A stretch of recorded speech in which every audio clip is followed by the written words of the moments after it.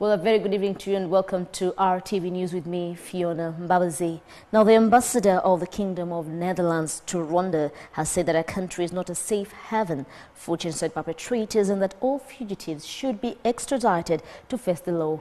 In Rwanda, the remarks were reiterated during the talks between Rwanda's Prime Minister Anastase Murekezi and the Dutch ambassador to Rwanda, Frédérique De Man.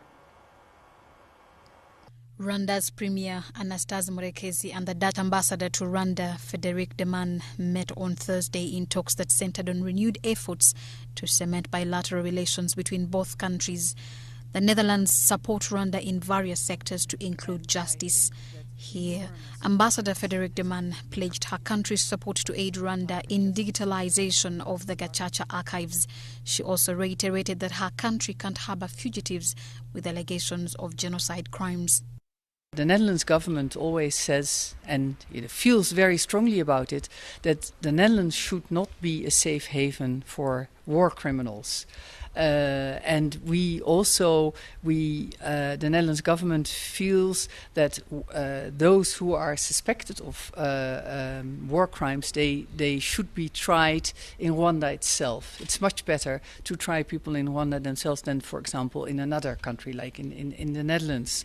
But to come to a situation where people that are suspected of war crimes can be extradited to Rwanda, that's a whole legal process, and that takes a lot of time. The Director of Cabinet at the Prime Minister's office, Kameta Sayinzoga, said that there is continued cordial partnership with the justice sectors of both countries, thus confident that they will help in bringing the fugitives to book.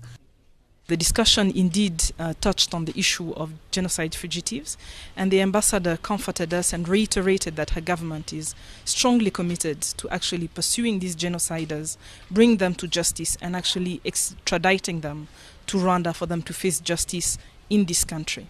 Ms. Frédérique Maria De Man, ambassador-designate of the Kingdom of the Netherlands to Rwanda, arrived in the country in August 2015 to present her credentials to President Paul Kagame.